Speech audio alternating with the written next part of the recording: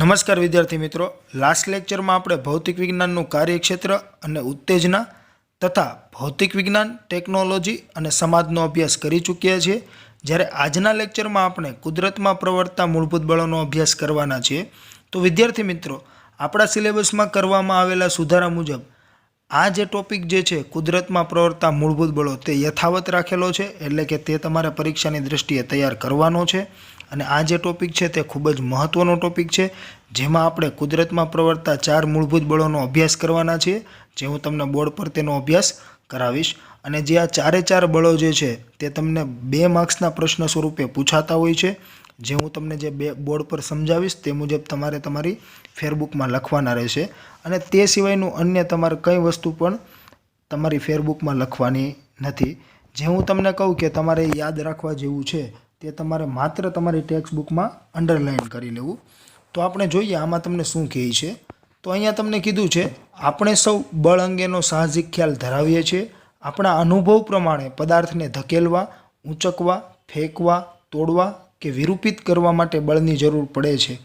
તમે સૌ જાણો જ છો કે જો આપણે કોઈ વસ્તુને ધક્કો મારવો અથવા તો કે ધકેલવી હોય, ઊંચકવી હોય, ફેંકવી હોય, તોડવી હોય કે વિરૂપિત કરવી હોય તો બળની જરૂર પડે જ છે। વિરૂપિત કરવી એટલે કે કદ અથવા આકારમાં ફેરફાર કરવો। જેમ કે ગતિશીલ પદાર્થ આપણને અથડાય અથવા આપણે મેરીગો રાઉન્ડમાં હોઈએ, મેરીગો રાઉન્ડ એટલે કે ચકડોળમાં હોઈએ ત્યારે બળની અસર અનુભવીએ છીએ। આ સાહજિક ખ્યાલોની મદદથી બળની વૈજ્ઞાનિક વ્યાખ્યા કરવી સરળ નથી। જો તો આ જે કાંઈ આપણા ખ્યાલો છે બરાબર, તેને આધારે આપણે એક્ઝેક્ટ વ્યાખ્યા ન આપી શકતા હોઈએ બરાબર, કેમ કે સાહજિક ખ્યાલોની મદદથી આપણે કોઈ વ્યાખ્યા આપીએ તે થોડી અઘરી પડતી હોય છે, તે સરળ હોતી નથી, કેમ કે કોઈ પણ વ્યાખ્યા જે છે તે વૈજ્ઞાનિક દ્રષ્ટિએ આપણે આપવી પડતી હોય છે। ત્યાર પછી તમને અહીંયા કહે છે કે અહીં વૈજ્ઞાનિક એરિસ્ટોટલે આપેલ બળની વ્યાખ્યા ખોટી પડી હતી, જેની ચર્ચા આપણે ચેપ્ટર નંબર 5માં કરવાના છીએ। બળ અંગેનો સાચો ખ્યાલ આઇઝેક ન્યૂટને આપેલા તેના ગતિના પ્રસિદ્ધ નિયમો દ્વારા મળ્યો। તેણે 2 પદાર્થો વચ્ચે પ્રવર્તતા ગુરુત્વાકર્ષણ બળનું સચોટ સ્વરૂપ આપ્યું। આપણે આગળના પ્રકરણમાં તેના વિશે અભ્યાસ કરીશું। જે ગુરુત્વાકર્ષણ બળનું જે સચોટ સ્વરૂપ જે છે એટલે કે કેપિટલ F બરાબર capital G into M1 M2 upon R², જે સૂત્ર આપણે અગાઉ ચર્ચા કરી ચૂકેલા છીએ તે સૂત્રની અહીંયા વાત કરેલી છે। અને જે ગુરુત્વાકર્ષણ બળ જે છે તે આપણે વિગતે ચર્ચા કરવાના છીએ ચેપ્ટર નંબર 8માં। ત્યાર પછી તમને કહે છે, સ્થૂળ જગતમાં ગુરુત્વાકર્ષણ બળ ઉપરાંત બીજા ઘણા પ્રકારોના બળો જોવા મળે છે, જેવા કે સ્નાયુ બળ, 2 પદાર્થો વચ્ચેનું સંપર્ક બળ, ઘર્ષણ બળ। જો તો વિદ્યાર્થી મિત્રો, સ્નાયુ બળ એટલે શું? તો કે સ્નાયુ વડે તમે કોઈ વસ્તુ અથવા તો કે તમે હાથ વડે કોઈ ડોલને ઉચકો છો બરાબર છે, તો તે જે કાંઈ બળ લગાડવામાં આવે છે તે તમારા સ્નાયુઓ વડે થતું હોય છે બરાબર, એટલા માટે એને સ્નાયુ બળ કહી શકાય। પછી તમને કહે છે 2 પદાર્થો વચ્ચેનું સંપર્ક બળ। જ્યારે 2 પદાર્થો સંપર્કમાં આવે ત્યારે એકબીજા પર લાગતું જે કાંઈ બળ હશે તેને આપણે સંપર્ક બળ કહી શકીએ। અને અહીંયા તમને જે ઘર્ષણ કીધું છે એ ઘર્ષણ પણ 2 સંપર્ક સપાટી જ્યારે સંપર્કમાં આવતી હશે, 2 સપાટી બરાબર છે, ત્યારે લાગતું હોય છે, એટલે તેને પણ તમે સંપર્ક બળ જ કહી શકો। જે તમે જાણો છો કે 2 વ્હીલર લઈને આપણે જતા હોઈએ છીએ અને જ્યારે ટાયર રોડના સંપર્કમાં આવતું હોય છે ત્યારે ટાયર અને રોડ વચ્ચે આ પ્રકારનું ઘર્ષણ થતું હોય છે, અને તેને લીધે જ વાહન આપણું સલામત રીતે ચાલી શકતું હોય છે, અને એટલા માટે જ જે આપણું ટાયર હોય છે તેમાં ગ્રીપ હોય છે। પછી જો તમને અહીંયા નીચે કીધેલું છે કે વિભાગ 1.4 અને 1.5 કેટલાક એવા ખ્યાલો ધરાવે છે કે જે તમે પ્રથમ વાંચનમાં પૂરી રીતે સમજી ન શકો, છતાં ભૌતિક વિજ્ઞાનની કેટલીક મૂળભૂત બાબતો અનુભવી શકાય તે માટે અમારી તમને સલાહ છે કે તેમનું ધ્યાનપૂર્વક વાંચન કરો। તેમાં કેટલાક એવા ક્ષેત્રો છે કે જેમાં ભૌતિક વૈજ્ઞાનિકો આજે પણ કાર્યરત છે, કે જે કાંઈ વૈજ્ઞાનિકો જે છે બરાબર છે તે આજ દિન સુધી હજી તેમાં દિવસે ને દિવસે કંઈક નવું શોધવા માટે કાર્યરત છે બરાબર, એવું તમને કહેવા માગે છે।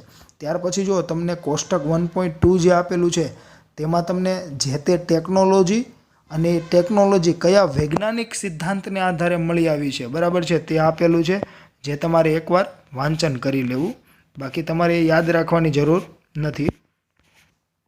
ત્યાર પછી તમને કહે છે, જે આપણે ઘર્ષણ જોયું ત્યારબાદ, કે દબાયેલી કે ખેંચાણમાં રહેલી સ્પ્રિંગો વડે લાગતું બળ, તણાવ સહિતની દોરી કે દોરડા વડે લાગતું બળ।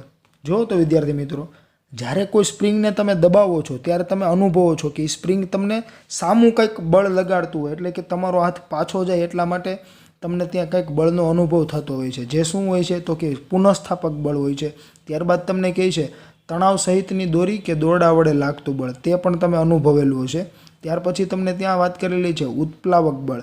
ઉત્પ્લાવક બળ જે છે જે તરલમાં હોય છે, જે તમે ફ્લોટેશનના નિયમ દરમિયાન અભ્યાસ કર્યો હશે, જે તમારે ધોરણ 9માં આર્કિમિડીઝનો જે સિદ્ધાંત આવતો ત્યાં તમારે ઉત્પ્લાવક બળની પણ ચર્ચા થઈ હશે. અને તેમ છતાં આપણે આગળના ચેપ્ટરોમાં તે વિગતે ચર્ચા કરવાના જ છીએ. અહીંયા આપેલા દરેક બળની આપણે ચર્ચા કરવાના છે, અને દરેક બળ આપણે જે તે પ્રકરણમાં આવવાના જ છે, બરાબર છે.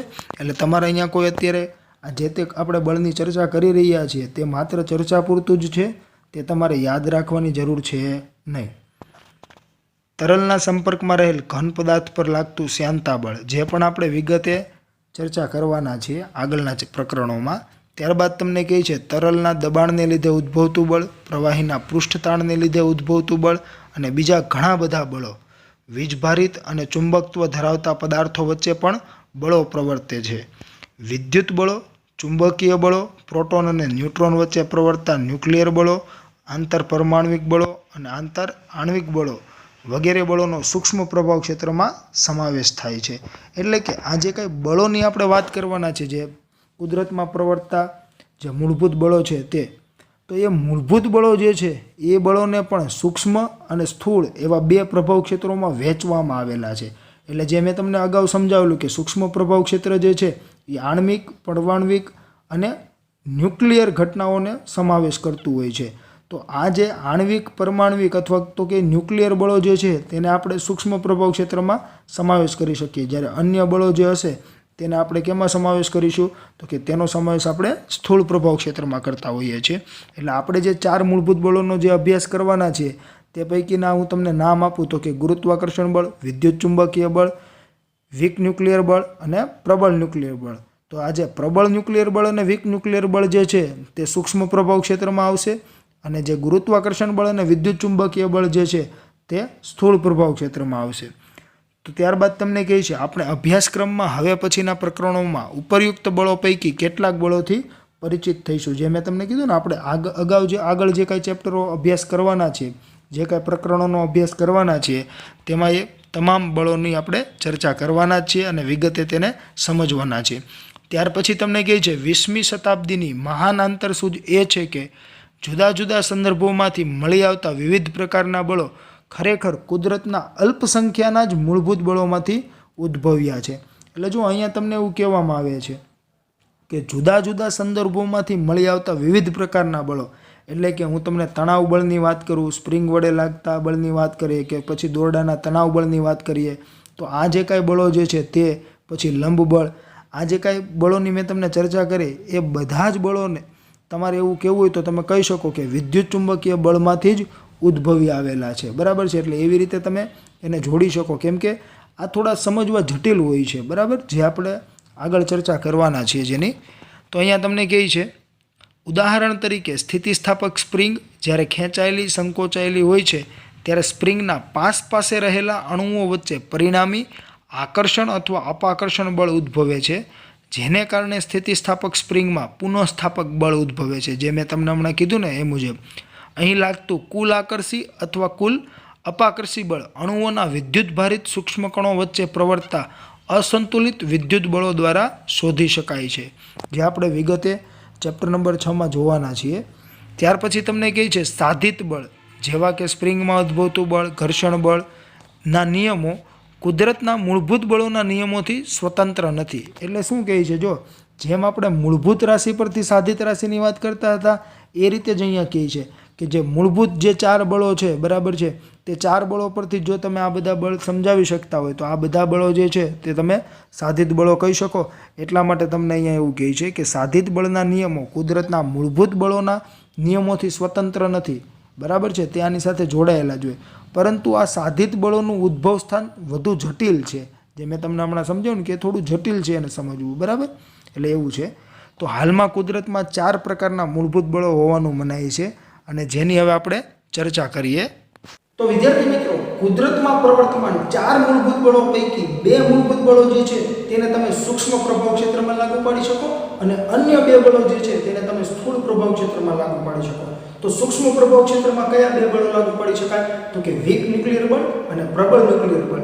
જ્યારે સ્થૂળ પ્રભાવ ક્ષેત્રમાં કયા 2 બળો લાગુ પાડી શકાય? તો કે ગુરુત્વાકર્ષણ બળ અને વિદ્યુત ચુંબકીય બળ. અને આ જે 4 મૂળભૂત બળો જે છે તે તમને પરીક્ષાની દ્રષ્ટિએ મહત્વના છે, જે 2 માર્ક્સના પ્રશ્ન તરીકે પૂછાતા હોય છે અને તેમાં કેટલું લખવું જોઈએ તે આપણે દરેક બળ સમજીશું ત્યારે હું તમને સાથે સાથે સમજાવતો રહીશ. તો આપણે સૌપ્રથમ આ 4 મૂળભૂત બળો પૈકી ગુરુત્વાકર્ષણ બળ સમજીએ. તો વિદ્યાર્થી મિત્રો, ગુરુત્વાકર્ષણ બળ જે છે તે બ્રહ્માંડમાં રહેલો કોઈ પણ પદાર્થ અન્ય પદાર્થ પર તેના દળને કારણે આકર્ષી બળ લગાડે છે, તેને આપણે કહેતા હોઈએ છીએ. અને જે સાર્વત્રિક બળ છે એટલે કે સર્વ જગ્યાએ તે લાગતું હોય છે.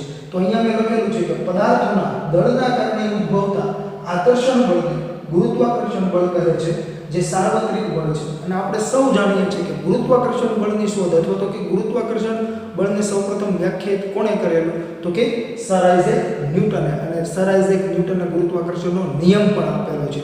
અને એક એવી દંતકથા પણ છે કે એ કોઈ ઝાડ નીચે બેઠા હતા અને એ જે સફરજનનું ઝાડ હતું તેના પરથી સફરજન નીચે પડ્યું અને તેના પરથી તેને સૂઝ્યું કે આવું કેમ થાય છે. અને પ્રયોગોના આધારે તેમણે ગુરુત્વાકર્ષણ બળનો નિયમ આપ્યો. તો તે નિયમ જે છે તે ગાણિતિક સ્વરૂપે પણ તેમણે રજૂ કરેલો છે. જે મેં તમને કીધું ને કે મેથેમેટિકલ મોડલિંગ થતું હોય છે, બરાબર છે, તેના આધારે એમણે સૂત્ર પણ આપેલું છે. તો જોઈએ કઈ રીતે હોય છે. તો કે વિદ્યાર્થી મિત્રો, હું તમને એમ કહું કે આ કોઈ પદાર્થ છે જેમનું દળ m1 છે અને અન્ય કોઈ પદાર્થ છે જેમનું દળ m2 છે. આ બંને પદાર્થો વચ્ચેનું અંતર જો r હોય તો તે એકબીજા પર જે કંઈ ગુરુત્વાકર્ષણ બળ લગાડે છે તે કેટલું હશે? તો કે કેપિટલ F એટલે કે ફોર્સ, ગુરુત્વાકર્ષી બળ capital G m1 m2 upon r² જેટલું હોય.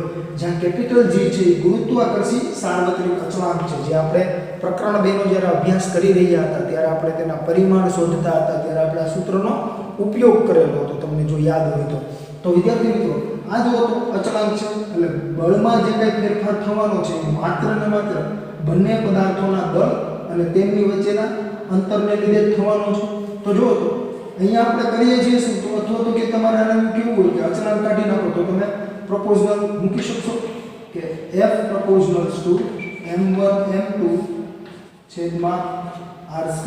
તો જો તો બંને પદાર્થોના દળનો આપણે શું કરીએ છીએ? ગુણાકાર. અને છેદમાં શું છે? તો કે બંને પદાર્થો વચ્ચેના અંતરનો વર્ગ. તો તમે એવું કહી શકો કે બંને પદાર્થોના દળનો જે ગુણાકાર છે એ ડાયરેક્ટલી સમપ્રમાણમાં છે અને જે તેમની વચ્ચેના અંતરનો વર્ગ જે છે એ વ્યસ્ત પ્રમાણમાં છે. એટલે કે F proportionals to m1 m2 અને F proportionals to 1/r². એવું તમે કહી શકો છો. બંનેને આપણે અલગ અલગ કહેવું હોય તો એને આધારે તેમણે ગુરુત્વાકર્ષણનો સાર્વત્રિક નિયમ આપેલો છે. જે શું છે?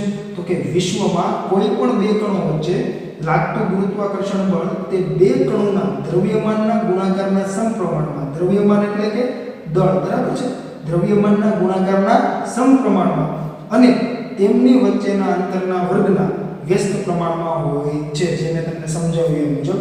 ત્યાર પછી તમને અહીંયા એવું પણ કીધેલું છે કે આ બળો બંને કણોને જોડતી રેખા પર વિરુદ્ધ દિશામાં અને સમાન મૂલ્યના હોય છે. જે આપણે પ્રકરણ 8 ગુરુત્વાકર્ષણ બળ જે છે તેમાં વિગતે ચર્ચા કરવાના છે, બરાબર. તમને જો આ થિયરી 2 માર્ક્સમાં પૂછાય તો તમારે આ લખવાની પણ જરૂર નથી. આ તો તમને સમજાવવા માટે મેં અહીંયા લખેલું છે. એટલે થતું હોય શું? મેં કીધું ને કે વિશ્વનો અથવા તો કે બ્રહ્માંડમાં રહેલો કોઈ પણ પદાર્થ અન્ય પદાર્થ પર ગુરુત્વાકર્ષણ બળ લગાડે છે. તો જો હું તમને એવું કહું કે m1 જે છે, m1 દળ ધરાવતો પદાર્થ જે છે તે આના પર ગુરુત્વાકર્ષણ બળ લગાડે છે, તો એવી જ રીતે m2 દળ ધરાવતો પદાર્થ પણ આના પર કંઈક ગુરુત્વાકર્ષણ બળ લગાડતો હશે, બરાબર છે. તો m1 જે છે તે શું કઈ તરફ બળ લગાડતો હશે? તો કે પોતાના તરફ. કેમ? તો કે ગુરુત્વાકર્ષી બળ જે છે એ આકર્ષી પ્રકારનું બળ છે. એટલે m1 શું કરશે? એને પોતાના તરફ ખેંચવાનો પ્રયાસ કરશે. તો એવી જ રીતે m2 જે છે એ શું કરતો હશે? તો કે એ m1 ને પોતાના તરફ ખેંચવાનો પ્રયત્ન કરતો હશે. એટલે કે જ્યારે જો m2 જે છે તેના ગુરુત્વાકર્ષી બળને તમારે સમજવું હોય તો કે એની દિશા કઈ તરફની હશે? તો કે એના તરફની, m2 તરફની, બરાબર છે. તો આવી રીતે હશે. અને જો તો મેં અહીંયા એવું કીધું છે કે વિરુદ્ધ દિશામાં અને સમાન મૂલ્યના હોય છે. જો તો દિશા બંનેની પરસ્પર વિરુદ્ધ થઈ, m1 માટે આ તરફ, m2 માટે આ તરફ, અને સમાન મૂલ્યના. મૂલ્ય કેમ સમાન? તો કે સૂત્ર શું કહે છે? તો કે પહેલાનો દળ ગુણ્યા બીજાનો દળ છેદમાં બંને વચ્ચેના અંતરનો વર્ગ. તો તમે આના માટે લખો તોય ભલે, આના માટે લખો તોય ભલે, તો સેમ જ સૂત્ર રહેવાનું છે ને. m1 m2 ની જગ્યાએ શું થશે? m2 ગુણ્યા m1. તો ક્રમ ફેરફાર થશે તો કોઈ ફેર પડવાનો નથી. અને બંને વચ્ચેનું જે અંતર છે એ તો સેમ જ રહેવાનું છે. એટલે મૂલ્ય કેવું છે? સમાન. દિશા કેવી છે? તો કે પરસ્પર વિરુદ્ધ. ત્યારબાદ મેં શું અહીંયા લખેલું છે? જો તો કે આ બળ માત્ર આકર્ષી પ્રકારનું છે. બરાબર છે? તે માત્ર કેવું હોય છે? આકર્ષી પ્રકારનું. જે આપણે જાણીએ છીએ, જે આપણે મુક્ત પતન વખતે પણ કીધેલું કે જો તમે કોઈ પદાર્થને કોઈ હાઈટ પરથી મુક્ત કરી દેશો અથવા તો કે પડવા દેશો તો એ કઈ તરફ જાય છે? તો કે જમીન તરફ જાય છે અથવા તો કે પૃથ્વીની સપાટી તરફ ગતિ કરે છે. કેમ? તો કે ગુરુત્વાકર્ષણ બળને લીધે. બરાબર છે? તો એ આકર્ષી પ્રકારનું બળ થયું ને. શું કરવા? માત્ર આકર્ષી પ્રકારનું છે. અહીંયા કેમ અપાકર્ષીનો ઉલ્લેખ નથી? તો કે અહીંયા દળની વાત થાય છે અને દળ જે છે ને એને કોઈ વીજભાર હોતો નથી. બરાબર છે? જેને જો ધન અને ઋણ એવા બે વીજભાર હોય તો સજાતીય વીજભાર હોય ત્યારે અપાકર્ષણ થાય, વિજાતીય હોય ત્યારે આકર્ષણ થાય. પરંતુ ત્યાં દળને કોઈ વીજભાર હોતો નથી. બરાબર છે? વીજભારની દ્રષ્ટિએ દળ કેવું હોય છે? તટસ્થ હોય છે. એટલા માટે આ માત્ર ને માત્ર આકર્ષી પ્રકારનું બળ છે. ત્યાર પછી શું કીધું? તો કે આ બળ ગુરુઅંતરીય છે. તેથી બધા મૂળભૂત બળો પૈકી સૌથી નબળું બળ છે. જો તો ગુરુઅંતરીય એટલે કે લાંબા અંતરનું બળ તમે કહી શકો. કેમ? તો કે જો આપણે એવું કહીએ છીએ કે સૂર્ય જે છે એ ગુરુત્વાકર્ષણ બળને લીધે પૃથ્વીને અને અન્ય ગ્રહોને પકડી રાખે છે અને તે બધા જ ગ્રહો જે છે તે સૂર્યની ફરતે પરિભ્રમણ કરતા હોય છે. તો જો તો તેમની વચ્ચેના અંતર તો ઘણા વધુ હોય છે. તો એટલા માટે આપણે એવું કહી શકીએ કે તે ગુરુઅંતરીય છે. એટલે કે જે લોંગ ડિસ્ટન્સ છે તેમાં પણ તે બળ લાગુ પડતું હોય છે. ત્યાર પછીની વાત આપણે એવી કરેલી છે કે બધા મૂળભૂત બળો જે છે એટલે કે જે 4 મૂળભૂત બળો છે તેમાં સૌથી નબળામાં નબળું બળ જે છે તે છે ગુરુત્વાકર્ષણ બળ. કેમ કે તે ગુરુઅંતરીય છે. ત્યાર પછી કીધું છે કે આ બળ લાગવા માટે બે પદાર્થો વચ્ચે કોઈ માધ્યમની જરૂર નથી. એટલે કે હું તમને એમ કહેતો હોય કે કોઈ બે પદાર્થ છે તેમના વચ્ચે ગુરુત્વાકર્ષણ બળ લાગે છે. બરાબર? તો તેમના વચ્ચે હવાનું માધ્યમ હોવું જ જોઈએ કે પાણીનું માધ્યમ હોવું જ જોઈએ એવું કોઈ જરૂર છે નહીં. માધ્યમ હોય તો પણ ભલે અને માધ્યમ ન હોય તો પણ ભલે, તે ગુરુત્વાકર્ષી બળ તો લાગતું જ હશે. અને જો આપણે વાત કરીએ તો કે સૂર્ય અને પૃથ્વી જે છે તેમની વચ્ચે જે કંઈ ગુરુત્વાકર્ષણ બળ લાગે છે તો એમની વચ્ચે તો શૂન્ય અવકાશ છે ને, તેમ છતાં લાગે જ છે. એટલે માધ્યમની તેને જરૂર છે નહીં. જ્યારે આપણી વાત કરીએ તો આપણે જે ગુરુત્વાકર્ષી બળને લીધે જ પૃથ્વી પર આપણે શું કરતા હોઈએ છીએ? તો કે ઊભા રહી શકતા હોઈએ છીએ, ચાલી શકતા હોઈએ છીએ. બરાબર છે? તો આ બધું જે છે એ દરમિયાન આપણે હવાનું માધ્યમ ત્યાં હાજર હોય છે. એટલે જરૂરી નથી કે માધ્યમ હોવું જ જોઈએ. ત્યાર પછીની વાત કરીએ વિદ્યાર્થી મિત્રો તો અહીંયા મેં ઉદાહરણો લખેલા છે. ઉદાહરણમાં મેં લખેલું છે કે પૃથ્વી પરના બધા જ પદાર્થ પૃથ્વીના કારણે ગુરુત્વ બળ અનુભવે છે. પૃથ્વીની આસપાસ ચંદ્ર અને માનવ સર્જિત ઉપગ્રહોનું પરિભ્રમણ, સૂર્યની આસપાસ પૃથ્વી તથા અન્ય ગ્રહોનું પરિભ્રમણ, પૃથ્વી પર પડતા પદાર્થોની ગતિ ગુરુત્વ બળ દ્વારા નિયંત્રિત થાય છે. તો જો તો આપણે બધા જાણીએ જ છીએ કે પૃથ્વીની આસપાસ ચંદ્ર, માનવ સર્જિત ઉપગ્રહોનું પરિભ્રમણ એટલે કે સેટેલાઇટ. બરાબર? સૂર્યની આસપાસ પૃથ્વી તથા અન્ય ગ્રહોનું પરિભ્રમણ, પૃથ્વી પર પડતા પદાર્થોની ગતિ એટલે કે મુક્ત પતન આપણે જે સમજ્યા તે. બરાબર? એ બધું જ ગુરુત્વ બળ દ્વારા નિયંત્રિત થાય છે. ત્યાર પછી મેં કીધેલું છે કે વિશ્વની વિશાળ સ્તરીય ઘટનાઓ જેમ કે તારા વિશ્વ, તારા, આકાશગંગાના ઝુમખાઓની રચના અને વિકાસમાં ગુરુત્વાકર્ષણ બળની મુખ્ય ભૂમિકા છે. તો એ બધામાં ગુરુત્વાકર્ષણ બળનો ફાળો છે. તો હવે વાત કરીએ વિદ્યાર્થી મિત્રો તો કે તમને જો 2 માર્ક્સમાં ગુરુત્વાકર્ષણ બળ સમજાવવાનું પૂછે તો તમારે કેટલું લખવું જોઈએ? તો કે તમારે જો પ્રથમ મુદ્દો લખવાનો, ત્યારબાદ આ લખી દેવાનું, આ લખવાની જરૂર છે નહીં. ત્યાર પછી તમારે આ મુદ્દો લખવાનો, આ મુદ્દો લખવાનો અને આ મુદ્દો લખવાનો. અને ઉદાહરણ જે છે એમાં તમે કોઈ 2-3 ઉદાહરણ લખી દેવાના. બરાબર? બધા ઉદાહરણો લખવા જરૂરી છે નહીં. એમાં જો આપણે વાત કરીએ તો આ જે ઉદાહરણો જે છે કે પૃથ્વીની આસપાસ ચંદ્ર અને માનવ સર્જિત ઉપગ્રહોનું પરિભ્રમણ, સૂર્યની આસપાસ પૃથ્વી તથા અન્ય ગ્રહોનું પરિભ્રમણ જે તમને જનરલી આવડતા જ હોય છે, જે યાદ જ હોય છે. બરાબર? જે યાદ રાખવાની જરૂર પડતી નથી. તો તમે માત્ર એટલું લખી દો ઉદાહરણ સ્વરૂપે તો પણ ચાલે. બરાબર? એમાં આ બધું લખવાની જરૂર છે નહીં. એટલે આપણે આ મુદ્દો લખીશું પણ લિમિટેડ તમારે કોઈ ઉદાહરણો આપી દેવાના છે. તો આ વાત થઈ ગુરુત્વાકર્ષણ બળની વિદ્યાર્થી મિત્રો. ત્યારબાદ હવે આપણે વાત કરીશું વિદ્યુત ચુંબકીય બળ જે છે તેને. તો કે વિદ્યુત ચુંબકીય બળ જે છે તે કઈ રીતે લાગતું હોય છે અને તે જે છે તે ગુરુ અંતરીય આના જેમ છે કે નથી, લઘુ અંતરીય છે, અથવા તો કે તે બે પદાર્થો વચ્ચે લાગતું હશે તો આકર્ષી છે કે અપાકર્ષી છે તે હવે આપણે જોઈએ. તો વિદ્યાર્થી મિત્રો, ધોરણ 10 માં તમે વિદ્યુત ચુંબકીય બળ અને વિદ્યુત ચુંબકીય અસરનો અભ્યાસ કરી ચૂક્યા છો અને જ્યારે મેં તમને ધોરણ 10 નું પુનરાવર્તન કરાવેલું ત્યારે પણ આપણે તેના વિશેની ચર્ચા કરી ચૂક્યા છીએ. વિદ્યુત ચુંબકીય બળ કોને કહેવાય? તો કે વીજભારો જ્યારે ગતિમાં હશે ત્યારે કંઈક ચુંબકીય અસર ઉપજાવતા હોય છે અને એ જે કંઈ ચુંબકીય અસર ઉપજે છે તેના લીધે ચુંબકીય ક્ષેત્રમાં કંઈક ફેરફાર થતો હોય છે. એ દરમિયાન ગતિમાન વિદ્યુતભારો અને વિદ્યુત પ્રવાહ ધારિત જે કંઈ તાર હશે તેના પર બળ લાગતું હોય છે. તો વિદ્યુત અને ચુંબકીય ક્ષેત્રની આ જે સંયુક્ત અસર છે તેને તમે અલગ પાડી શકો નહીં. તો તેના માટે તેને આપણે શું કહેતા હોઈએ છીએ? વિદ્યુત ચુંબકીય બળ કહેતા હોઈએ છીએ. પરંતુ અહીંયા જો વીજભારો સ્થિર હશે તો ત્યારે તેમની વચ્ચે જે બળ લાગતું હશે એને આપણે શું કહી શકીએ? તો કે જ્યારે વીજભારો સ્થિર હોય ત્યારે તેમની વચ્ચે જે કંઈ બળ લાગે છે તેને આપણે સ્થિત વિદ્યુત બળ કહી શકીએ. અને સ્થિત વિદ્યુત બળ જે છે તે કુલમ્બના નિયમ પરથી મેળવી શકાતું હોવાથી તેને કુલમ્બ બળ પણ કહેવામાં આવે છે. અને આ જે કંઈ કુલમ્બ બળ અથવા તો કે સ્થિત વિદ્યુત બળ જે છે તે આકર્ષી અને અપાકર્ષી બંને પ્રકારનું હોઈ શકે છે. એટલે કે સજાતીય વીજભારો હશે તો અપાકર્ષી પ્રકારનું લાગતું હશે અને વિજાતીય વીજભારો હશે તો આકર્ષી પ્રકારનું લાગતું હશે. જેમ સર આઇઝેક ન્યૂટને ગુરુત્વાકર્ષણ બળનો સાર્વત્રિક નિયમ આપેલો અને તે નિયમને આધારે તેમણે સૂત્ર આપેલું અને જેના પરથી તમે ગુરુત્વાકર્ષણ બળનું મૂલ્ય મેળવી શકો કોઈ પણ બે દળ માટે. તો એવી જ રીતે તમે કોઈ પણ બે વિદ્યુત ભારો માટે જ્યારે તમારે તેના વચ્ચે લાગતું કુલમ્બ બળ અથવા તો કે સ્થિત વિદ્યુત બળ મેળવવું હોય તેના માટે કુલમ્બે એક સૂત્ર આપેલું છે, F = kq1q2/r² અથવા તો કે 1/4πε0 q1q2/r². જે આપણે ચેપ્ટર 2 નો જ્યારે અભ્યાસ કરી રહ્યા હતા ત્યારે આપણે જોઈ ચૂક્યા છીએ જ્યારે આપણે ε0 એટલે કે શૂન્યાવકાશની પરમિટિવિટીનું પારિમાણિક સૂત્ર મેળવવાનું હતું ત્યારે. તો વિદ્યાર્થી મિત્રો, હવે આપણે જોઈએ કે અહીંયા મેં શું લખેલું છે. તો કે સૌપ્રથમ તો આપણે એવું લખેલું છે કે સ્થિર સ્થિતિમાં રહેલા કોઈ પણ બે વિદ્યુત ભારો વચ્ચે લાગતા બળોને સ્થિર વિદ્યુત બળ કહે છે, જે કુલમ્બના નિયમ પરથી મળે છે. જે સજાતીય વીજભારો વચ્ચે અપાકર્ષી અને વિજાતીય વીજભારો વચ્ચે આકર્ષી પ્રકારનું હોય છે, જેની તમે વિગતે ચર્ચા અથવા તો કે વિગતે અભ્યાસ ધોરણ 12 ના ફિઝિક્સમાં પહેલા જ પ્રકરણમાં કરવાના છો. ત્યાર પછી મેં અહીંયા લખેલું છે કે જ્યારે વીજભારો ગતિમાં હોય છે ત્યારે તે ચુંબકીય અસર ઉપજાવે છે. વિદ્યુતભારની ગતિના કારણે ચુંબકીય ક્ષેત્રમાં ફેરફાર થાય છે.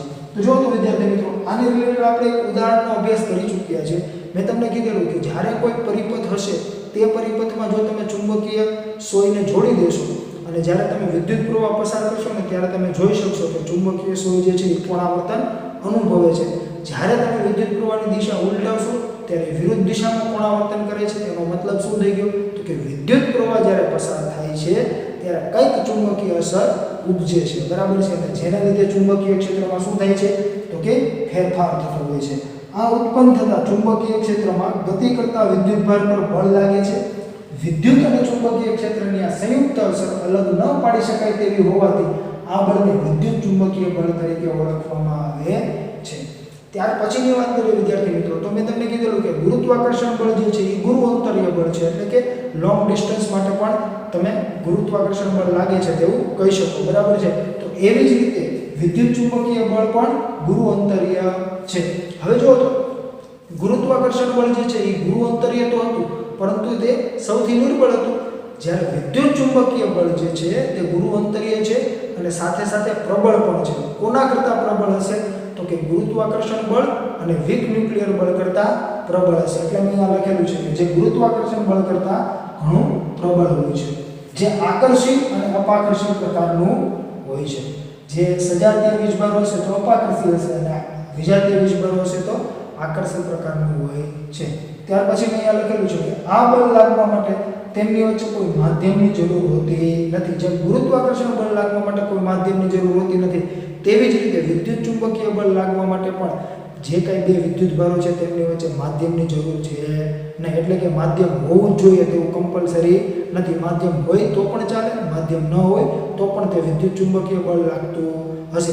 પરંતુ ખાસ એ સમજજો જો અલગ અલગ માધ્યમ હશે ને તો સેમ વિદ્યુત ભારો માટે લાગતું વિદ્યુત ચુંબકીય બળ પણ તમને અલગ અલગ મળતું હશે, એટલે કે તે માધ્યમ પર આધાર રાખશે, પણ માધ્યમ હોવું જરૂરી નથી. આ ખાસ સમજો. એટલા માટે જો તમને અહીંયા બે સૂત્રો લખેલા છે. એક જે છે એ શૂન્યાવકાશની પરમિટિવિટી છે, બરાબર છે. જ્યારે શૂન્યાવકાશની આપણે વાત કરતા હોય ત્યારે તમારે તે સૂત્ર પરથી તમે તેને મેળવી શકતા હો છો. ત્યાર પછીની વાત કરીએ વિદ્યાર્થી મિત્રો, તો મેં તમને અહીંયા કીધું કે ગુરુત્વાકર્ષણ બળ કરતાં ઘણું પ્રબળ છે, પણ કેટલું પ્રબળ છે? તો એટલા માટે તમે એવું કહી શકો કે કોઈ નિશ્ચિત અંતરે રહેલા બે પ્રોટોન વચ્ચે લાગતા ગુરુત્વાકર્ષી બળ કરતાં તેમની વચ્ચે લાગતું વિદ્યુત બળ 1036 ગણું વધુ હોય છે. એટલે કે હું તમને એમ કહું કે આ બે પ્રોટોન છે, પ્રોટોન વચ્ચેનું અંતર ફિક્સ કરી દઈએ, 1 મીટર છે. તો 1 મીટર અંતરે રહેલા બે પ્રોટોન વચ્ચે જેટલું ગુરુત્વાકર્ષણ બળ તમને મળતું હશે ને એના કરતાં 1036 ગણું વધુ વિદ્યુત બળ હશે. એટલે કે વિદ્યુત ચુંબકીય બળ જે છે તે ગુરુત્વાકર્ષણ બળ કરતાં 1036 ગણું વધુ હોય છે. ત્યાર પછીની વાત કરીએ વિદ્યાર્થી મિત્રો, તો મેં અહીંયા લખેલું છે કે આકાશમાં ચમકતી વીજળી, વિદ્યુત ઘંટડી વગેરેમાં આ બળની અસર જોવા મળે છે.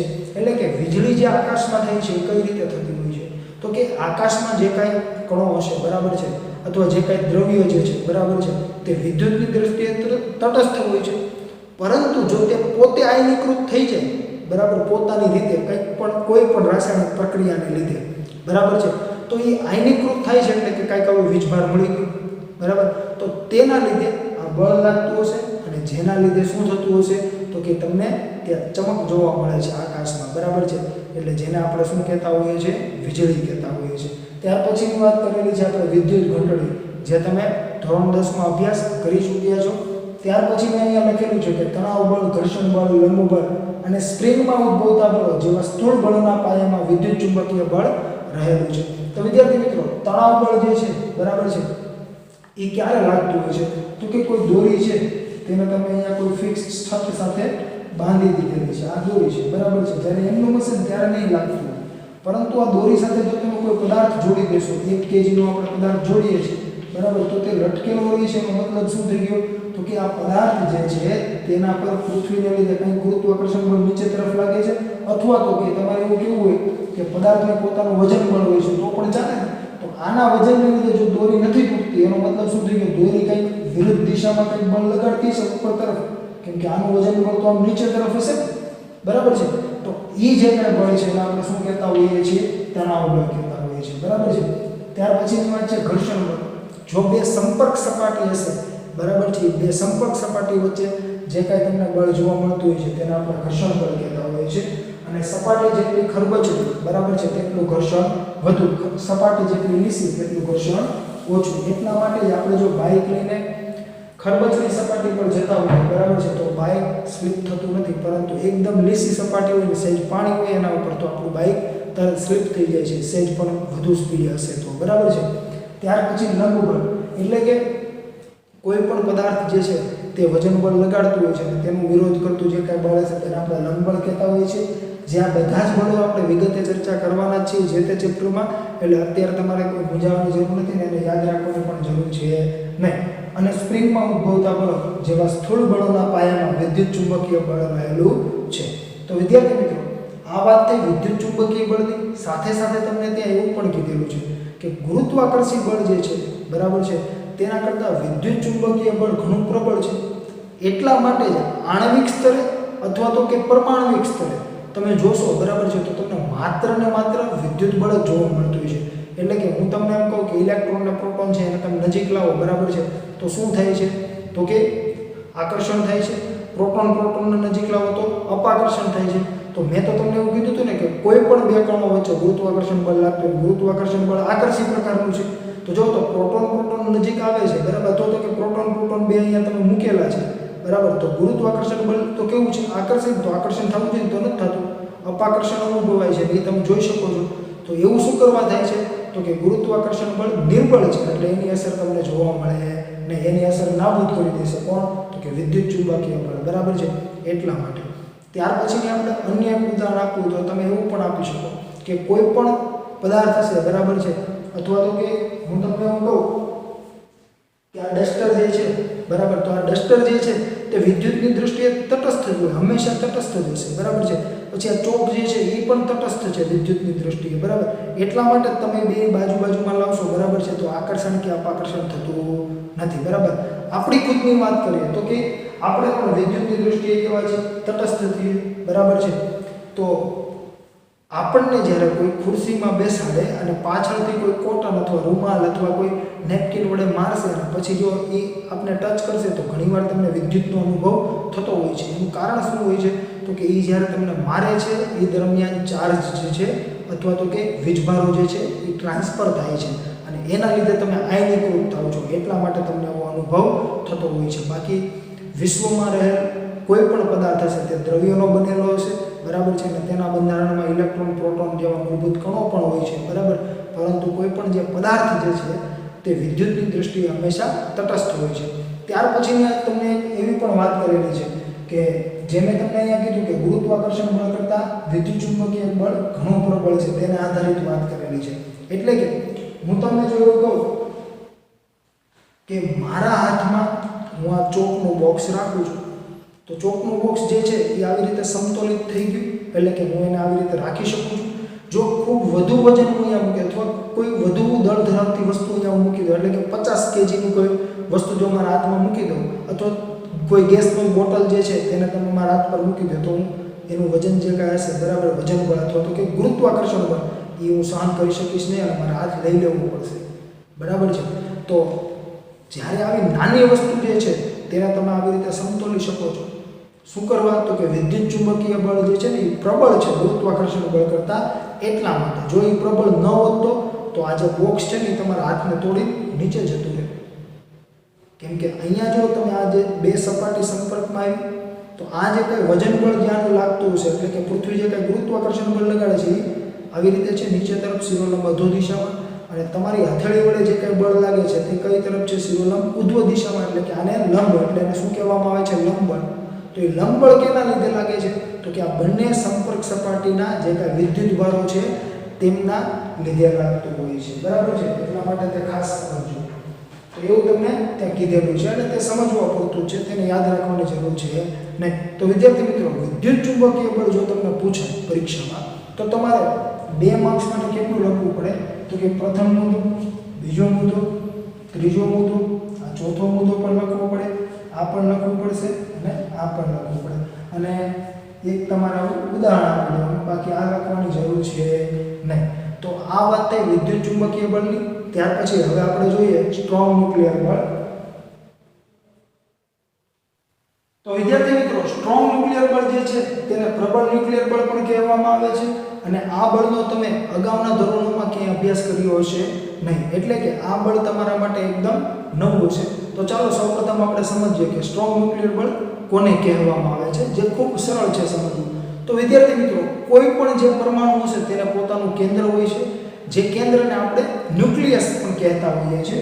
તો જે ન્યુક્લિયસ જે છે એટલે કે પરમાણુનું કેન્દ્ર જે છે તેમાં પ્રોટોન અને ન્યુટ્રોન ગોઠવાયેલા હોય છે, જે પૈકી પ્રોટોન જે છે તે ધન વીજભાર ધરાવતો હોય છે, જ્યારે ન્યુટ્રોન જે છે તે વિદ્યુતભાર વિહીન હોય છે. એટલે કે પ્રોટોનને આપણે P વડે દર્શાવતા હોઈએ, જે ધન વીજભાર ધરાવે છે, જ્યારે ન્યુટ્રોન જે છે તે વિદ્યુતભાર વિહીન છે, એટલે કે વિદ્યુતભારની દ્રષ્ટિએ તટસ્થ છે.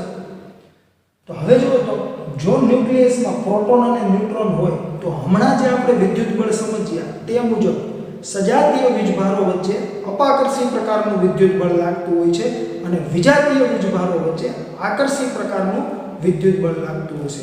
એટલે કે પ્રોટોન વચ્ચે અપાકર્ષી વિદ્યુત બળ લાગતું હશે, અને જો એ અપાકર્ષી વિદ્યુત બળ લાગતું હોય એટલે એ બંને શું કરતા હશે? તો કે એકબીજાથી દૂર જવાનું વલણ ધરાવતા હશે. તો આ જે કંઈ કેન્દ્ર છે, જે ન્યુક્લિયસ છે, તે શું થઈ જવું જોઈએ? તો કે અસ્થિર બની જવું જોઈએ, તે સ્થિર રહી શકે નહીં. અથવા તો કે પ્રોટોન જે છે તે કેન્દ્રને તોડીને બહાર નીકળી જવા જોઈએ, પરંતુ એવું થતું હોતું નથી. ન્યુક્લિયસ તો સ્થિર જ હોય છે, જે સ્થાયી જ છે.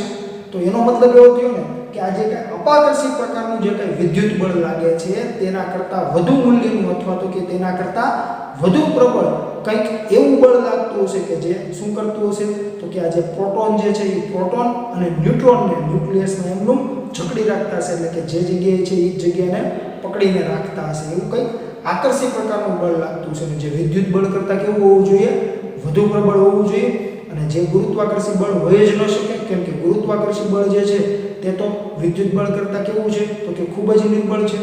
તો આ જે કંઈ બળ છે તે કંઈક નવું જ બળ હશે અને એ બળને આપણે શું કહીએ છીએ તો કે પ્રબળ ન્યુક્લિયર બળ કહીએ છીએ અથવા તો કે સ્ટ્રોંગ ન્યુક્લિયર બળ કહેતા હોઈએ છીએ. અને એટલા માટે જ મેં અહીંયા લખેલું છે કે ન્યુક્લિયસમાં પ્રોટોન્સ અને ન્યુટ્રોન્સ રહેલા હોય છે. પ્રોટોન પર ધન વિદ્યુતભાર અને ન્યુટ્રોન વિદ્યુતભાર વિહીન હોય છે. ન્યુક્લિયસમાં રહેલા પ્રોટોન વચ્ચે અપાકર્ષણ બળ લાગે. જો આમ થાય તો ન્યુક્લિયસ અસ્થિર બની જાય. તેમ છતાં ન્યુક્લિયસમાં પ્રોટોન અને ન્યુટ્રોન ભેગા રહે છે, જે સૂચવે છે કે ન્યુક્લિયસમાં ન્યુક્લિયોન એટલે કે પ્રોટોન અને ન્યુટ્રોનને ભેગા જકડી રાખતું પ્રબળ આકર્ષી બળ હોવું જોઈએ. તો જો ખાસ સમજો, ન્યુક્લિયોન કોને કહેવાય તો કે ન્યુક્લિયસમાં રહેલા મૂળભૂત કણોને શું કહી શકીએ આપણે તો કે ન્યુક્લિયોન કહી શકીએ. બરાબર છે. એટલે ન્યુક્લિયસમાં કયા કણો હોય તો કે પ્રોટોન અને ન્યુટ્રોન હોય, તો એને આપણે શું કહી શકીએ તો કે ન્યુક્લિયોન કહી શકીએ. જે મેં તમને કીધું એ મુજબ કે જકડી રાખતું કંઈક પ્રબળ આકર્ષી બળ હોવું જોઈએ. જે ગુરુત્વીય બળ ન હોઈ શકે, કારણ કે વિદ્યુત બળની સરખામણીમાં ગુરુત્વીય બળ કેવું છે, અવગણ્ય છે. કેમ કે હમણાં આપણે અભ્યાસ કરી ચૂક્યા છીએ કે ગુરુત્વાકર્ષી બળ કરતાં વિદ્યુત બળ 10⁻36 ગણું વધુ છે. તો એ તમે અવગણ્ય જ કહી શકો. ત્યાર પછી તમને કીધું છે અહીંયા મેં, આથી કોઈ નવા બળનો વિચાર કરવો પડે જેને પ્રબળ ન્યુક્લિયર બળ અથવા તો કે સ્ટ્રોંગ ન્યુક્લિયર બળ કહે છે. અને આ જે કંઈ પ્રબળ ન્યુક્લિયર બળ અથવા તો કે સ્ટ્રોંગ ન્યુક્લિયર બળ જે છે એ ક્યાં લાગે છે તો કે માત્ર ને માત્ર ન્યુક્લિયસમાં લાગે છે. અને જે ન્યુક્લિયસમાં રહેલા જે મૂળભૂત કણો છે એટલે કે પ્રોટોન અને ન્યુટ્રોન તેને જકડી રાખે છે, એટલે કે ત્યાં સ્થાયી રહે એવું વલણ ધરાવે છે. તો એટલા માટે તમે કોના વચ્ચે લાગે છે એવું કહી શકો તો કે પ્રોટોન ન્યુટ્રોન વચ્ચે, ન્યુટ્રોન ન્યુટ્રોન વચ્ચે અને પ્રોટોન પ્રોટોન વચ્ચે. એટલા માટે મેં અહીંયા લખેલું છે કે પ્રોટોન પ્રોટોન, ન્યુટ્રોન ન્યુટ્રોન અને પ્રોટોન ન્યુટ્રોન વચ્ચે ન્યુક્લિયસમાં લાગતા બળને પ્રબળ ન્યુક્લિયર બળ કહે છે. ત્યાર પછીની વાત કરીએ વિદ્યાર્થી મિત્રો, તો મેં અહીંયા લખેલું છે કે આ બળ વીજભારથી સ્વતંત્ર છે. એટલે કે આ બળ લાગવા માટે કણો પર વીજભાર હોવો જરૂરી નથી. એટલે જો આ વીજભારની દ્રષ્ટિએ સ્વતંત્ર હશે. કેમ એવું મેં લખેલું છે તો કે જો વીજભારની દ્રષ્ટિએ સ્વતંત્ર ન હોય તો આપણે શું કહીએ છીએ તો કે સજાતીય વીજભારો વચ્ચે તો અપાકર્ષણ થવું જોઈએ. તો અહીંયા અપાકર્ષણ થાય તો અસ્થિર બની જાય ન્યુક્લિયસ. તો અસ્થિર નથી બનતું, એનો મતલબ શું થઈ ગયો કે એને વીજભારને કોઈ લેવા દેવા છે નહીં. એટલે આ જે બળ છે તે વીજભારની દ્રષ્ટિએ કેવું હશે, સ્વતંત્ર હશે. એટલે કે આ બળ લાગવા માટે કણો પર વીજભાર હોવો જરૂરી નથી. ત્યારબાદ લખેલું છે કે આ બળ આકર્ષી પ્રકારનું છે, જેની આપણે ચર્ચા કરી ચૂક્યા છીએ. ત્યારબાદ મેં કીધું છે કે આ બળ માત્ર ન્યુક્લિયસમાં જ લાગતું હોવાથી તે લઘુ અંતરીય બળ છે. જો તો આ જે કંઈ સ્ટ્રોંગ ન્યુક્લિયર બળ છે તે માત્ર ને માત્ર ન્યુક્લિયસમાં રહેલા કણો પર જ લાગે છે. એટલે ન્યુક્લિયસ પૂરતું જ મર્યાદિત થઈ ગયું. એટલે આ બળ જે છે એ લઘુ અંતરીય બળ થઈ જશે, એટલે કે ઓછા અંતરનું બળ થઈ જશે. એટલે કે સૂક્ષ્મ અંતર માટે જ લાગતું હશે. અને એટલા માટે જ મેં તમને કીધું હતું કે સૂક્ષ્મ પ્રભાવ ક્ષેત્રમાં તમે બે બળને લઈ શકો, વીક ન્યુક્લિયર બળ અને પ્રબળ ન્યુક્લિયર બળ. બરાબર છે. એટલા માટે આ લઘુ અંતરીય બળ છે તે બધા જ મૂળભૂત બળો પૈકી સૌથી વધુ પ્રબળ છે. આ જો તો ખૂબ નજીકના કણો વચ્ચે લાગે છે ને એટલે સૌથી વધુ પ્રબળ બળ છે. ત્યારબાદ મેં અહીંયા લખેલું છે કે આ બળ વિદ્યુત ચુંબકીય બળથી લગભગ 100 ગણું વધુ પ્રબળ છે. જો તો વિદ્યુત ચુંબકીય બળ હતું, બરાબર છે, તે મુજબ તો અહીંયા અપાકર્ષણ થવું જોઈએ, પણ થતું નથી. ત્યાં જકડીને રાખે છે પ્રોટોન અને ન્યુટ્રોનને. એનો મતલબ શું થઈ ગયો તો કે વિદ્યુત ચુંબકીય બળ કરતાં આ બળ પ્રબળ હશે, પણ કેટલું પ્રબળ તો કે લગભગ 100 ગણું પ્રબળ છે. ત્યારબાદની વાત કરીએ તો કે તેની અવધિ. અવધિ એટલે શું તો કે કેટલા અંતર સુધી એ પ્રસરિત હોય છે અથવા તો કે તે કેટલા અંતર સુધી લાગી શકતું હોય છે. તો અહીંયા લખેલું છે કે તેની અવધિ લગભગ ન્યુક્લિયસના પરિમાણ 10⁻15 મીટર જેટલી અતિ સૂક્ષ્મ છે. કેમ કે તે માત્ર ને માત્ર ન્યુક્લિયસમાં જ લાગે છે. એટલે એનું જેટલું પરિમાણ હશે તેટલું જ તમે એની અવધિ કહી શકો. ત્યારબાદ મેં કીધું છે કે આ બળ ન્યુક્લિયસના સ્થાયીપણા માટે જવાબદાર છે. એટલે કે જે મેં તમને કીધું ને કે ન્યુક્લિયસ જે છે એ અસ્થિર થઈ જવું જોઈએ જો અપાકર્ષી વિદ્યુત બળ લાગતું હોય તો. બરાબર છે. બીજું કોઈ અન્ય બળ લાગવું જોઈએ નહીં. તો અહીંયા તો જો તો માત્ર ને માત્ર અપાકર્ષી વિદ્યુત બળ લાગતું નથી, કેમ કે જે અહીંયા ન્યુક્લિયસ જે છે એ તો સ્થિર રહી છે. તો એના માટે જવાબદાર બળ આપણે કયું કીધું તો કે સ્ટ્રોંગ ન્યુક્લિયર બળ. તો સ્ટ્રોંગ ન્યુક્લિયર બળ જે છે તે શું કરે છે તો કે ન્યુક્લિયસને સ્થિર જાળવી રાખે છે. એટલે અહીંયા આપણે લખીએ છીએ કે આ બળ ન્યુક્લિયસના સ્થાયીપણા માટે જવાબદાર છે. આ તમને 1 માર્ક્સના શોર્ટ ક્વેશ્ચન અથવા તો કે એમસીક્યુ સ્વરૂપે પણ પૂછી શકે કે કુદરતમાં પ્રવર્તતા મૂળભૂત બળો પૈકી કયું બળ ન્યુક્લિયસના સ્થાયીપણા માટે જવાબદાર છે? તો કે સ્ટ્રોંગ ન્યુક્લિયર બળ. બરાબર છે, જે તમારે યાદ રાખવું. ત્યાર પછી અહીંયા લખેલું છે ઇલેક્ટ્રોન જે છે એના પર જો આ બળ લાગતું હશે તો કે નહીં લાગતું હોય, શું કરવા? તો કે માત્ર આ ન્યુક્લિયસ પૂરતું જ મર્યાદિત છે. જો ન્યુક્લિયસમાં જ લાગતું હોય તો ઇલેક્ટ્રોનમાં લાગતું હોય નહીં. કેમ કે ઇલેક્ટ્રોન જે છે તે શું કરે છે? તો કે કેન્દ્રની ફરતે ગતિ કરતા હોય છે, એટલે એ કેન્દ્રની બહાર છે, એટલે ઇલેક્ટ્રોન પર આ બળની અસર જોવા મળે નહીં. એટલે મેં અહીંયા લખેલું છે ઇલેક્ટ્રોન ન્યુક્લિયસની બહાર હોવાથી તેના પર સ્ટ્રોંગ ન્યુક્લિયર બળ લાગતું નથી. ત્યાર પછી મેં તમને અહીંયા એક વાત એવી કરેલી છે ક્વાર્ક્સની. જો વિદ્યાર્થી મિત્રો, આપણે જે પ્રોટોન, ન્યુટ્રોન જેની આપણે વાત કરતા હોઈએ છીએ, જેને આપણે મૂળભૂત કણો કહીએ છીએ, પણ આ જે મૂળભૂત કણો જે છે એ પણ મૂળભૂત ઘટકોના બનેલા છે, જેને આપણે ક્વાર્ક્સ કહેતા હોઈએ છીએ. અપ ક્વાર્ક્સ અને ડાઉન ક્વાર્ક્સને પ્રોટોન અને ન્યુટ્રોન બનેલા હોય છે, જેનો તમે વિગતે અભ્યાસ ધોરણ 12 સાયન્સમાં પહેલા જ પ્રકરણમાં કરવાના છો. તો અહીંયા મેં લખેલું છે કે ન્યુટ્રોન અને પ્રોટોન ક્વાર્ક્સના બનેલા હોવાથી આ બળ ક્વાર્ક્સ બળને આભારી છે તેમ માનવામાં આવે છે. તો આ વાત થઈ સ્ટ્રોંગ ન્યુક્લિયર બળની. વિદ્યાર્થી મિત્રો, તમને જો સ્ટ્રોંગ ન્યુક્લિયર બળ 2 માર્ક્સમાં પૂછાય તો તમારે આ બધું જ લખવું પડે. એનું કારણ એ છે કે જો આપણો જે પહેલો મુદ્દો છે એ તો સ્ટ્રોંગ ન્યુક્લિયર બળ કોને કહેવાય છે, બરાબર, તે સમજાવવામાં જશે. બીજો મુદ્દો જે છે તે પણ એ જ કહે છે કે કયા કયા કણો વચ્ચે લાગે છે. ત્રીજો મુદ્દો જે છે તે શું દર્શાવે છે? તો કે આ બળ જે છે એ વીજભારથી કેવું છે? સ્વતંત્ર છે. આ પણ જરૂરી છે. એવી જ રીતે આ પણ જરૂરી, આ પણ જરૂરી. એટલે બધા જ જે મુદ્દાઓ છે તે ખૂબ જરૂરી છે. એટલે જો તમને સ્ટ્રોંગ ન્યુક્લિયર બળ પૂછે તો તેમાં તમારે બધા જ મુદ્દાઓ લખવા પડશે, જેની તમારે ખાસ નોંધ લેવી. ત્યારબાદ હવે આપણે વાત કરીશું વીક ન્યુક્લિયર બળની. તો હવે જોઈએ વીક ન્યુક્લિયર બળ. તો વિદ્યાર્થી મિત્રો, વીક ન્યુક્લિયર બળ જે છે તેને નિર્બળ ન્યુક્લિયર બળ પણ કહેવામાં આવે છે, અને જે ખૂબ જ તમને રેરલી જોવા મળતું હોય છે, એટલે કે ભાગ્યે જ જોવા મળે છે. ક્યાં જોવા મળે છે? તો કે વીક ન્યુક્લિયર બળ એ માત્ર નિશ્ચિત ન્યુક્લિયર પ્રક્રિયાઓ જેવી કે ન્યુક્લિયસમાંથી બીટા કણોના ઉત્સર્જન દરમિયાન જોવા મળે છે. અને વિદ્યાર્થી મિત્રો, આલ્ફા, બીટા, ગેમા જે ઉત્સર્જન છે તે તમે ધોરણ 12 સાયન્સમાં વિગતે અભ્યાસ કરવાના છો, એટલે અત્યારે તમારે કોઈ મૂંઝાવાની જરૂર છે નહીં. અને ખાસ જો અહીંયા તમને જે કીધું છે કે બીટા કણોના ઉત્સર્જન દરમિયાન જોવા મળે છે, પરંતુ બીટા કણોનું જે કંઈ ઉત્સર્જન છે તે 2 પ્રકારનું હોય છે, બીટા પોઝિટિવ અને બીટા નેગેટિવ. એકમાં ન્યુટ્રિનો ઉત્સર્જિત થાય છે અને એકમાં એન્ટી ન્યુટ્રિનો ઉત્સર્જિત થતા હોય છે. એટલે તેમાં પણ તમને સ્પેસિફાઈ કરેલું છે કે બીટા કણના ઉત્સર્જન દરમિયાન ન્યુક્લિયસ ઇલેક્ટ્રોન અને વિદ્યુતભાર વિહીન એવા ન્યુટ્રિનો કણોનું ઉત્સર્જન કરે છે.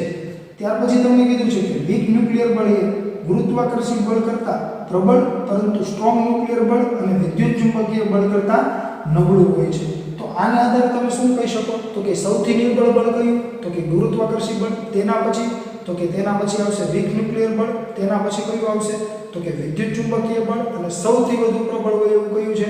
તો કે સ્ટ્રોંગ ન્યુક્લિયર બળ. એટલે આ જે કંઈ મેં તમને ક્રમ કીધો એ એક ચડતો ક્રમ બની ગયો, બરાબર છે, પ્રબળતાને આધારે, જે ખાસ તમારે સમજવું. ત્યાર પછીની વાત કરીએ તો કે વીક ન્યુક્લિયર બળની અવધિ અત્યંત સૂક્ષ્મ, એટલે કે 10⁻16 મીટરના ક્રમની હોય છે.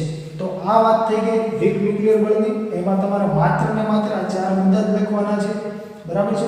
હવે જો તો વિદ્યાર્થી મિત્રો, આ જે કંઈ 4 બળો આપણે જે જોયા, જે મૂળભૂત બળો જે છે તેની સરખામણી એકબીજા સાથે પણ થઈ શકે, એટલે કે ચડતા ક્રમમાં ગોઠવવા, ઉતરતા ક્રમમાં ગોઠવવા, કયું બળ કયા બળ કરતાં કેટલા ગણું છે અથવા કેટલામાં ભાગનું છે, બરાબર છે. તેના માટે તમને કોષ્ટક પણ આપેલો છે, જે આપણે હવે પછીના લેક્ચરમાં સમજીશું. તો આજના લેક્ચરમાં આપણે અહીંયા સુધીનું રાખીએ, અને આમાં જો તમને કોઈ પણ જાતનો પ્રશ્ન હોય તો તમે મારો સંપર્ક કરી શકો છો. અસ્તુ, આભાર.